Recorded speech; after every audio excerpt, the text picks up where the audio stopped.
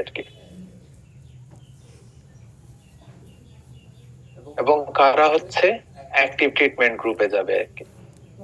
So এখানে যেটা বলতেছে যে every experiment should have a control group. Control is used to prevent outside factor from influencing the study outcome. হ্যাঁ, এখন জিনিসটা তো হচ্ছে এরকম হতে পারে যে হচ্ছে আমার একটা ড্রাগ বা হচ্ছে আমার একটা থেরাপিউটিক ইন্টারভেনশন দেওয়ার দরকার, বা আমি দেখতে চাচ্ছি যে হচ্ছে এই ইন্টারভেনশনের ফলে কি ধরনের উন্নতি হচ্ছে রোগীর। হ্যাঁ, তাহলে তো এটা তো আমার আমি যে কোনো রোগীকে দিয়েই তো দেখতে পারি আর কি, তাই না? পারি কিনা?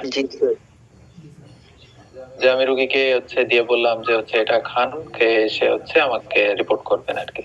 তাহলে তো তার হচ্ছে যদি উন্নতি হয় তাহলে তো আমি বলেই দিতে পারি যে এই ড্রাগের ফলে তার এটা উন্নতি হয়েছে না?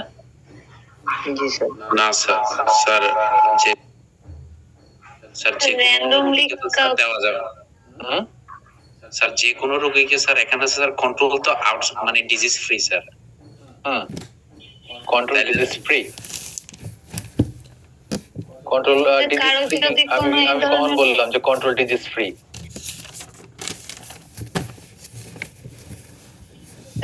যদি এই ধরনের কোনো সমস্যা না থাকে তাহলে তো আমি তাকে এই ধরনের মেডিসিন প্রোভাইড করতে পারবো না।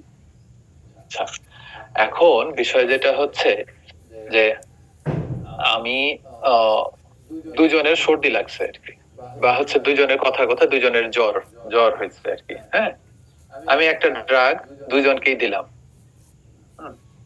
আর দুজনের দেখা গেল যে একজনের ভালো হয়ে গেছে, একজনের ভালো হয় নাই। তাহলে আমি কি বলবো যে ড্রাগ একজন বলবে যে আমার তো এটা কাজ করে নাই, আরেকজন বলবে যে স্যার কি ড্রাগ দিলেন, খুব তো ভালো ওষুধ, আমার তো জ্বর 3 দিনে ভালো হয়ে গেছে। স্যার এখানে স্যার এই যে বেসলাইন মেজার যেটা করব স্যার, ওটাও স্যার একটা ফ্যাক্টর হতে পারে। আচ্ছা, তো কন্ট্রোল গ্রুপের যে বিষয়টা যেটা থাকে বা হচ্ছে অ্যাক্টিভ ট্রিটমেন্ট গ্রুপের যে বিষয়টা যেটা থাকে, আমরা প্রথমে কি জিনিস দেখে আসলাম যে এখানে একজন রিসার্চার সে কি করে ইন্টেনশনালি কোনো একটা ট্রিটমেন্টকে ইন্ট্রোডিউস করে, এবং যেটা কিনা হচ্ছে রিসার্চারের অ্যাক্টিভ তত্ত্বাবধানে থাকে আর কি। হ্যাঁ, যাতে বাইরের কোনো ইনফ্লুয়েন্স তার সাবজেক্টের উপর না পড়ে আর কি। যেমন হইতে পারে যে হচ্ছে তাকে কোনো ড্রাগ দেওয়া হলো, সে হয়তো বা আদার কোনো সাপ্লিমেন্ট নিতেই পারে আর কি। আবার দেখা গেছে যে হচ্ছে যারা কন্ট্রোল গ্রুপে আছে, যাদেরকে হচ্ছে ওই ড্রাগ দেওয়া হয় নাই আর কি, নরমাল বাজারে প্রচলিত অন্য কোনো ড্রাগ দেওয়া হয়েছে আর কি, তাদের ক্ষেত্রেও তারাও হচ্ছে সুস্থ হয়েছে আর কি। তো এই জায়গাটাতে হচ্ছে কম্পেয়ার করার যে বিষয়টা আর কি, যে কোন একটা ড্রাগ, কোন একটা থেরাপিউটিক ইমপ্লিমেন্টেশন প্রসিডিউর এটা কাজ করছে কি করছে না, হ্যাঁ, সেটাই আমরা হচ্ছে আরসিটির মাধ্যমেই হচ্ছে ডিসিশনে আসি আর কি। আদারওয়াইজ হচ্ছে আমরা একতরফা আমরা এটাকে ডিসিশন নিয়ে ফেলতে পারি না যে হচ্ছে একটা গ্রুপ অফ পিপলকে আমরা এই ড্রাগ দিলাম এবং সেই ড্রাগ দিয়ে হচ্ছে তার অসুখ ভালো হলো দেখে আমরা বলে দিলাম যে হচ্ছে এই ড্রাগে তার অসুখ ভালো হয়েছে আর কি, এটা বলা যাবে না আর কি। মানে বিষয়টা হচ্ছে আর কি এটাই। তো এখানে যেটা বলছে, people in control group are treated exactly the same way as the other people in the experiment except they do not get the active treatment. তো কন্ট্রোল গ্রুপ যেটা আছে, কন্ট্রোল গ্রুপটা কি হচ্ছে যে এক্স্যাক্টলি যারা হচ্ছে এর গ্রুপে যারা আছে, ট্রিটমেন্ট গ্রুপে যারা আছে, ট্রিটমেন্টটা একই রকমই বা তাদের সাথে একই ভাবে ডিল করা হচ্ছে আর কি। শুধুমাত্র ওষুধটা যেটা দেওয়া হচ্ছে সেটাকে হচ্ছে তারা ওই যে ওষুধটা আমরা এক্সপেরিমেন্টের জন্য নিয়ে আসছি সেই ওষুধটা দেওয়া হচ্ছে না আর কি। অনেক সময় সেক্ষেত্রে বলা হচ্ছে যে প্লাসিবো দেওয়া হয়, প্লাসিবো গ্রুপ। আমাদের দেশে একটা কথা প্রচলিত আছে আর কি খুব, যে আমরা যে নাপা ট্যাবলেটটা যেটা খাই, অনেক সময় বলে যে এটা তো ওই মুড়ি মুড়কি আর কি, তাই না? বা হচ্ছে অনেক সময় বলে যে ক্যাপসুলের ভিতর তো কোনো ওষুধ নাই আর কি, ওটার ভিতরে পাউডার আর কি, হ্যাঁ, যেটা খাইলেও যা না খাইলেও তা আর কি। সো প্লাসিবোটা হচ্ছে আর কি ওইরকম, মানে প্লাসিবো যেটা, এটা দেখতে ওষুধের মতো কিন্তু এটার ভিতরে আসলে কিছু নাই। হ্যাঁ, কারণ দেখা যাচ্ছে যে আমি কন্ট্রোল গ্রুপ নিয়েছি ঠিকই আছে আর কি, এখন তারা বলতেছে যে না আমার এক্সপেরিমেন্ট গ্রুপে যারা আছে তারা যে ওষুধ খায় আমিও সে ওষুধ খাবো আর কি, বলতেই পারে আর কি। স্যার এই ক্ষেত্রে কি কন্ট্রোল গ্রুপের কোনো শর্ত দেওয়া হবে যে আপনারা অন্য কোনো ওষুধ খাবেন না, বা আমরা যেটা যতটুকু দিব বা যে ইয়েতে রাখা হবে ওইভাবে থাকবেন, যদি ওনারা হচ্ছে যে কোনো ওষুধ খেয়ে ফেলে? এটা শর্ত থাকবে, অবশ্যই শর্ত থাকবে আর কি, কারণ হচ্ছে ওই যে কনসেন্ট আমরা পড়ছি না? জি স্যার। এটা হচ্ছে পার্ট অফ হচ্ছে কনসেন্ট। হ্যাঁ, যে একটা স্টাডিতে যখন আমি পার্টিসিপেন্ট রিক্রুট করছি তখন কনসেন্ট পেপারে হচ্ছে সব শর্তাবলী লেখা থাকবে আর কি, এবং ওই শর্তাবলীর সাথে তারা এগ্রি করেই কিন্তু হচ্ছে স্টাডিতে পার্টিসিপেট করবে। জি স্যার। বুঝা গেছে? জি স্যার প্লাসিবো গ্রুপে স্যার তাহলে ঠকানো হচ্ছে না স্যার? না, ঠকানো হচ্ছে না। প্লাসিবো গ্রুপে হচ্ছে তাকে যে অন্যান্য আমি যে ড্রাগটা হচ্ছে ইমপ্লিমেন্ট করতেছি সেই ড্রাগের ছাড়া আরো তো অন্যান্য গ্রুপের ড্রাগ আসছে না বাজারে? জি স্যার আছে তো, তাই না? আমি তাকে ওই ওষুধ না দিয়ে তাকে অন্য ওষুধ দিচ্ছি। কিন্তু স্যার এটা তো তাকে জানাই নিতে হবে যে আমি আপনাকে আমারটা দিচ্ছি না অন্যটা দিচ্ছি। হ্যাঁ, সে জানবে, অবশ্যই জানবে। এই জন্যই হচ্ছে ওই যে ব্লাইন্ডিং এর যে বিষয় আছে আর কি, ব্লাইন্ডিংটা আমি পরে আসতেছি আর কি। স্যার তখন তো ওই যার মধ্যে ধারণা ছিল যে আমি এই ওষুধটা ছাড়া আমি অন্যটা নিব না, কিন্তু সেম জেনেরিক ওষুধ আমি অন্যটা দিচ্ছি, তাইলে স্যার ওই পার্সনটা আমি যার থেকে ডেটা নিব ও তো বলতে পারে যে আমি এইটাই নিব, আমি ওইটা নিব না, কিন্তু আমি দিতে যাচ্ছি অন্য সেমই কিন্তু আরেকটা। এটাই হচ্ছে কনসেন্টের বিষয় আর কি। হ্যাঁ, কনসেন্টে হচ্ছে তাকে স্টাডি প্রোটোকলের সাথে এগ্রি করতে হবে আর কি। যদি সে হচ্ছে এগ্রি করে কনসেন্ট দেয় দেন সে পার্টিসিপেন্ট হিসেবে স্টাডিতে হচ্ছে কাউন্টেড হবে, আদারওয়াইজ সে কিন্তু হচ্ছে পার্টিসিপেন্ট হিসেবে কাউন্টেড হবে না। বুঝতে পারছি? কনসেন্ট নিয়ে হচ্ছে তাকে এজ এ পার্টিসিপেন্ট হিসেবে রিক্রুট করতে হবে আর কি, এবং হচ্ছে কনসেন্টে উল্লেখ থাকতে হবে যে হচ্ছে এই অ্যাসাইনটা হবে হচ্ছে র্যান্ডম, এবং এই র্যান্ডম অ্যাসাইনমেন্টে সে কন্ট্রোল গ্রুপেও পড়তে পারে, আবার হচ্ছে ট্রিটমেন্ট গ্রুপেও পড়তে পারে, এক্সপেরিমেন্টাল গ্রুপেও পড়তে পারে আর কি। এমন কোন তো মানে থাকতে পারে যে মানে আমি কোন ঠান্ডার ওষুধ বের করবো, তো সেক্ষেত্রে এখন মানে যেমন আপনি বললেন যে করোনার ভ্যাকসিন নেওয়ার পরে আপনার ঠান্ডা কমে গেছে, কম লাগতেছে, তো স্যার আমি ঠান্ডার মানে যে একটা ওষুধ বের করবো এখন, সেক্ষেত্রে হচ্ছে স্যার দেখা গেল যে কারো আগে থেকে করোনার ভ্যাকসিন দেওয়া ছিল যার জন্য ঠান্ডা লাগলো না, বা এখন ওই ক্ষেত্রে স্যার দেখা যাচ্ছে অন্য জনের ঠান্ডা লাগতেছে ওই ওষুধ খাওয়ার পরে, আবার আরো কিছু জনের দেখা গেছে যে ঠান্ডা লাগতেছে না, কিন্তু sir behind the reason sir ছিল যে স্যার সে করোনা ভ্যাকসিন নিয়েছিল এর জন্য লাগেনি, সেক্ষেত্রে কি স্যার মানে ওই ক্ষেত্রে তো স্যার? তোমার প্রশ্নটা খুবই চমৎকার একটা প্রশ্ন আর কি, ঠিক আছে? আমি এক্সপেক্ট করতেছিলাম যে কেউ একজন এই ধরনের প্রশ্ন একটা করো। কিছুক্ষণ আগে আমি হচ্ছে কনফাউন্ডিং এর কথা বলছি, তাই না? কনফাউন্ডিং এর কথা বলছি, আচ্ছা। তারপরে হচ্ছে ওই যে বেজ লাইনের কথা বলছিলাম, মনে আছে? হ্যাঁ, তো ওই বেজ লাইনে হচ্ছে আমাদের ডেটা নিয়ে আমরা কিন্তু জেনে যাব যে কতজনের হচ্ছে কোভিড ভ্যাকসিন আছে, কতজনের কোভিড ভ্যাকসিন নাই। হ্যাঁ, সেটার উপর ডিপেন্ড করে তখন আমরা যখন আবার হচ্ছে র্যান্ডমাইজেশন যখন করব, র্যান্ডমাইজেশন করার সময় আমরা এটাকে ক্লাস্টার করে নিব আর কি, পরে স্লাইডে আছে আর কি। ক্লাস্টার করে নিলে দেখা যাবে যে হচ্ছে যাদের কোভিড ভ্যাকসিন আছে, কোভিড ভ্যাকসিন থাকার পরে ওইখান থেকে অর্ধেক যাবে হচ্ছে এক্সপেরিমেন্টাল গ্রুপে, অর্ধেক যাবে হচ্ছে কন্ট্রোল গ্রুপে আর কি। তাহলে সেখানেও হচ্ছে আমাদের একটা ডেভিয়েশন আমরা পেয়ে যাবো আর কি, যে এই ওষুধের ইফেক্টটা আসলে কতটুকু। কারণ যাদের কোভিড-19 এর কোভিড ভ্যাকসিন যাদের নেওয়া আছে তারা আমার কন্ট্রোল গ্রুপেও আছে, এবং যাদের এবং তারা হচ্ছে আমার এতেও আছে। তো ওষুধের ইফেক্টটা এখানে কতটুকু কার্যকর হচ্ছে, এটা যখন আমরা ওই দুইটা গ্রুপকে হচ্ছে আবার কম্পেয়ার করব তখন বের হয়ে আসবে আর কি। ঠিক আছে? জি স্যার। ওকে। তো এখানে হচ্ছে একটা আরসিটি যখন আমরা ডিজাইন করি আর কি, তখন যেটা করতে হয় যে আমরা আসলে কাদের কোন পপুলেশন গ্রুপটাকে হচ্ছে আমরা টার্গেট করতেছি আর কি। হ্যাঁ, যেমন হচ্ছে আমি স্ট্রোকের কথা যখন আমি বললাম, হ্যাঁ, তার মানে হচ্ছে স্ট্রোক আসলে হচ্ছে কোন এজে হয় আর কি। হ্যাঁ, ওই এজ গ্রুপটা আর কি। হ্যাঁ, আর স্টাডি পপুলেশন আমাদের কারা আর কি, স্টাডি পপুলেশন হচ্ছে যাদের হচ্ছে যাদের স্ট্রোক হয়েছে আর কি, অ্যাকুইট স্ট্রোকে যারা এফেক্টেড আর কি তারা।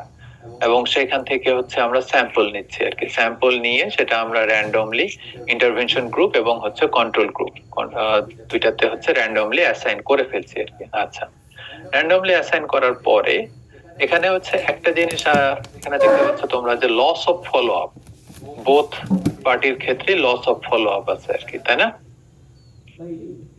লস অফ ফলো আপ নিয়ে কি আমরা কথা বলছিলাম আগে হচ্ছে কোহর্ট স্টাডির সময়, মনে আছে? জি স্যার।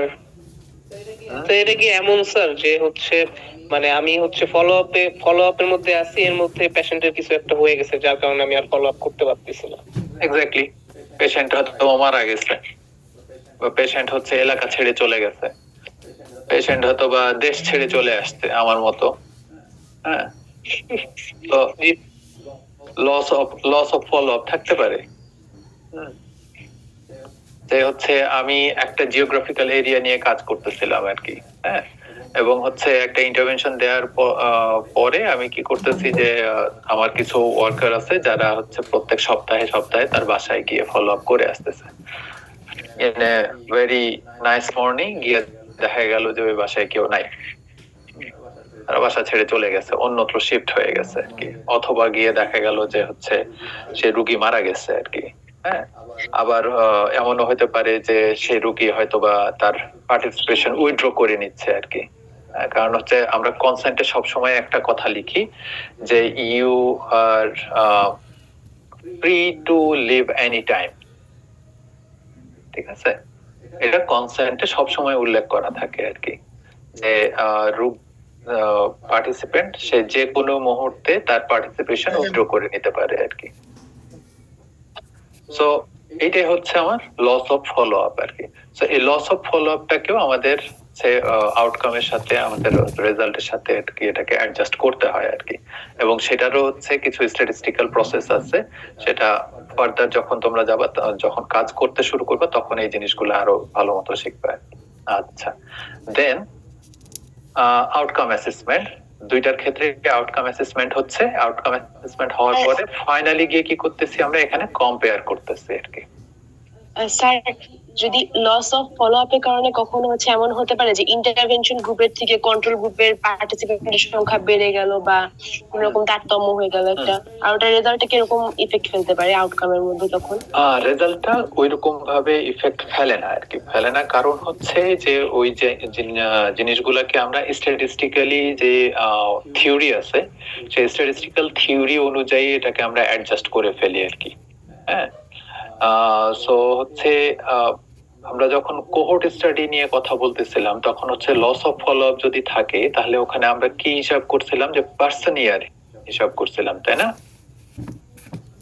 পার্সন ইয়ার হিসাবটা কি? পার্সন ইয়ার হিসাবটা হচ্ছে যে আমি কতজনকে কত বছর হচ্ছে ফলো আপ করছি আর কি। হ্যাঁ, তো ওইটা যখন আমরা হচ্ছে অ্যাডজাস্টমেন্টে নিয়ে আসবো আমাদের হচ্ছে স্ট্যাটিস্টিক্যাল মডেলে, যখন হচ্ছে সফটওয়্যারে ইনপুট দিব, সফটওয়্যার আর কি ওইভাবে এটাকে ক্যালকুলেট করে একটা কংক্রিট আউটকাম দিয়ে দিবে আর কি। ঠিক আছে? তো সেটার জন্য হচ্ছে স্টাডিতে আর কি ওইরকম ইফেক্ট পড়বে না আর কি, যখন আমরা পার্সন ইয়ারটাকে হিসাব করে ফেলবো আর কি। ওকে, দেন হচ্ছে ফাইনালি এন্ড রেজাল্টটাকে হচ্ছে আমরা তখন দুইটা গ্রুপের সাথে আবার কম্পেয়ার করতেছি, কম্পেয়ার করে আমরা হচ্ছে একটা এতে নিয়ে আসতেছি। সো এখানে একটা ডায়াগ্রাম দেয়া আছে আর কি, আমি এটা দিয়ে দিব, তোমরা ডায়াগ্রামটা দেখলেই বুঝতে পারবে আর কি এখানে আসলে কি বলতে চাচ্ছে আর কি। এখানে যেমন হচ্ছে দুইটা ওষুধের একটা ট্রায়াল চলতেছে আর কি। এখানে দুইটা ওষুধের ট্রায়ালে ফলো আপে গিয়ে দেখা যাচ্ছে যে ট্রিটমেন্ট এর ফলে হচ্ছে কতজন কিওর হয়েছে, ট্রিটমেন্ট বি নেওয়ার পরে হচ্ছে কতজন কিওর হয়েছে আর কি, এবং এই ট্রিটমেন্টের ইফেক্টিভনেস কতটুকু সেটাকে তখন হচ্ছে আমরা এই দুইটার আউটকাম হিসাব করে তো আমরা একটা এন্ড রেজাল্টে আসি আর কি।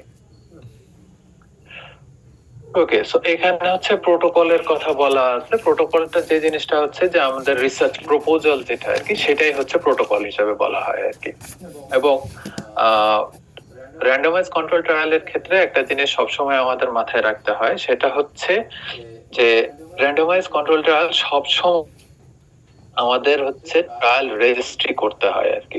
WHO এর একটা পোর্টাল আছে, ট্রায়াল রেজিস্ট্রি পোর্টাল আছে, সেই পোর্টালে গিয়ে হচ্ছে ট্রায়ালটাকে আগে রেজিস্টার করতে হয় আর কি। এবং ওই রেজিস্টার করার পরে ওখানে কি করতে হয় যে ট্রায়াল যখন শুরু হয় তখন টাইম টু টাইম সবকিছুই ওইখানে আপডেট করতে হয় আর কি। হ্যাঁ, কারণ এটা হচ্ছে একটা ইথিক্যাল ইস্যু আর কি। যখন ইথিক্স নিয়ে যখন হচ্ছে আমরা কথা বলবো আর কি, বা ইথিক্স নিয়ে ডিটেল যখন 4th ইয়ারে যাবা আর কি, তখন দেখবা যে হচ্ছে ইথিক্যাল অ্যাপ্রুভালের মধ্যে অনেক কিছু আছে আর কি, যেগুলো হচ্ছে আমাদের স্টাডির সময় কনসিডার করতে হয় আর কি। আদারওয়াইজ স্যার এটা একটু ওয়ান কাইন্ড অফ আইআরবি মতো না, আইআরবির মতো হচ্ছে হ্যাঁ কাইন্ড অফ আইআরবি বলতে পারো আর কি। আইআরবি হচ্ছে কি তোমার হচ্ছে লোকাল অথরাইজার আর কি। হ্যাঁ, যে তুমি যে ইনস্টিটিউশন থেকে কাজ করতেছো সেই ইনস্টিটিউশনের একটা হচ্ছে এথিক্স রিভিউ কমিটি আছে আর কি। তারা তোমার সবকিছু অ্যানালাইসিস করে তোমাকে হচ্ছে পারমিশন দিচ্ছে যে এই স্টাডিটা এবং তোমার ক্যাপাবিলিটিজ অনুযায়ী সেফ টু কন্ডাক্ট। ঠিক আছে স্যার। স্যার আরেকটা হচ্ছে স্যার যারা ব্যক্তিগত উদ্যোগে রিসার্চ করে ওনারা কোথা থেকে ইথিক্যাল পারমিশন গুলো নেয়? আসলে এইভাবে কি নেয়, মানে বিভিন্ন বডি থেকে? যারা ব্যক্তিগতভাবে রিসার্চ করে, আসলে রিসার্চ তো কেউ আসলে ব্যক্তিগতভাবে করে না, এটা হচ্ছে কোনো না কোনো ভাবেই কোনো ইনস্টিটিউশনের সাথে কানেক্টেড আর কি। কারণ যখন এটাকে পাবলিকেশনে নিতে যাবে তখনই হচ্ছে ইথিক্যাল অ্যাপ্রুভালের একটা ইস্যু চলে আসবে আর কি। এবং ইথিক্যাল অ্যাপ্রুভাল কোনো না কোনো অর্গানাইজেশন থেকে নিতে হবে আর কি। হ্যাঁ, যারা হচ্ছে এই টোটাল রিসার্চের যে প্রসিজারটা সে ঠিকঠাক মতো করছে কি করছে না আর কি, এটা দেখতে হবে আর কি। কারণ সে কোনো না কোনো অর্গানাইজেশনের সাথে যুক্ত, হতে পারে সে হসপিটালে কাজ করে, হতে পারে সে হচ্ছে কোনো ইনস্টিটিউশনে কাজ করে। তো যেখানে সে কাজ করে, যেখানে তার হচ্ছে অ্যাটাচমেন্ট আছে, অ্যাফিলিয়েশন বলা হয় আর কি। তোমরা যদি হচ্ছে সায়েন্টিফিক পেপার পড়ো তাহলে দেখবা যে হচ্ছে প্রত্যেকের নামের সাথে অ্যাফিলিয়েশন থাকে আর কি। অ্যাফিলিয়েশনটা নিচে দেয়া থাকে, তার মানে হচ্ছে যে সে কোন অর্গানাইজেশনকে রিপ্রেজেন্ট করতেছে আর কি।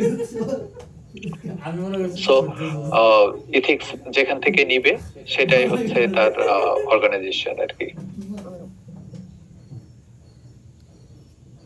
জি স্যার, বুঝতে পারছো? জি স্যার। আর হচ্ছে ট্রায়াল রেজিস্ট্রির ক্ষেত্রে যে বিষয়টা যেটা হচ্ছে যে এটা ম্যান্ডেটরি আর কি। যদি ট্রায়াল রেজিস্ট্রি না করা হয়, ট্রায়াল রেজিস্ট্রি না করা হলে ভালো যে জার্নাল গুলা আছে, বিশেষ করে হচ্ছে Q1 বা Q2 লেভেলে যে সকল জার্নাল গুলা আছে, Q3 করবে কিনা জানি না আর কি, করতে পারে। হ্যাঁ, Q3 Q4 এরা Q4 করে আর কি অনেক সময়, কিন্তু একদম ভালো লেভেলের জার্নাল যেগুলো আছে আর কি, সেগুলা হচ্ছে ট্রায়াল রেজিস্ট্রি ছাড়া কোনো আরসিটি পাবলিশ করবে না আর কি। কারণ ট্রায়াল রেজিস্ট্রি যখন করা হয় তখন ওখানে একটা লায়াবিলিটিস তৈরি হয়ে যায় আর কি, একটা ইন্টারন্যাশনাল লায়াবিলিটিস তৈরি হয়ে যায়। কারণ যে জিনিসটা হচ্ছে যে এখানে একটা আরসিটি চলতেছে, এটা হচ্ছে বিশ্বের স্বাস্থ্য সেবার একটা নলেজ এখানে ডেভেলপ করতেছে আর কি। সো এই নলেজটা যাতে হচ্ছে একদম বায়াস মুক্ত হয়, কোনো রকম ম্যানিপুলেশন মানে হচ্ছে কোনো রকম ফ্রড এইরকম যাতে কোনো কিছু না হয়, এই জিনিসগুলা এটা এনশিওর করে আর কি। সো টাইম টু টাইম যখন এখানে সবকিছু আপডেট করতে হয়, তার মানে হচ্ছে এটা প্রসেস মেনে আপডেট করতে হবে আর কি। সো ওটা থাকা মানে হচ্ছে যে এটা আমার স্টাডির কোয়ালিটিটা এনশিওর করে আর কি। ওকে, জি sir. Okay, so selecting reference and experimental population. So, and what's the reference to target population to which the findings of the trial is found successful are expected to be applicable. For the, for example, যেমন হচ্ছে drug বা vaccine, এবং experimental or study population সেটাকে বলছে যে হচ্ছে actual population that participate in the experimental study. So জিনিসটা হচ্ছে যে যেটা বলতেছিলাম যে স্ট্রোকের এক্সাম্পলটা দেওয়ার কথা সময় যেটা বললাম যে হচ্ছে আমাদের রেফারেন্স পপুলেশন কোনটা আর কি। রেফারেন্স পপুলেশন হচ্ছে যে একটা নির্দিষ্ট এজ, যে এজটাতে হচ্ছে মানুষ হচ্ছে স্ট্রোকে অ্যাফেক্টেড হয় বা হচ্ছে স্ট্রোক হয়েছে আর কি, ওই গ্রুপটাই হচ্ছে আমার রেফারেন্স পিপল। এবং ওইখান থেকে হচ্ছে আমরা কি করতেছি, আমার স্টাডিতে এক্সপেরিমেন্টাল স্টাডি পপুলেশন হিসাবে তাদেরকে হচ্ছে আমরা যখন নিয়ে আসতেছি যারা অ্যাকচুয়ালি আমার স্টাডিটাতে পার্টিসিপেট করতেছে আর কি। যেমন হতে পারে যে এই যে ভিটামিন এ ক্যাম্পেইন, যে পোলিওর ক্ষেত্রে যে জিনিসটা ক্যাম্পেইনটা চলে না এখন বাংলাদেশে, এটা রেফারেন্স পপুলেশন কোনটা বলতো?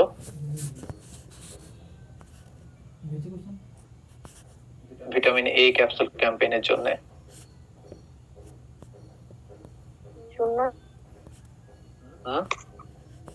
যারা বুঝি নাই। তাদের ক্ষেত্রে 3 থেকে 4 বছরের বাচ্চা। 3 থেকে 4 বছরের বাচ্চা?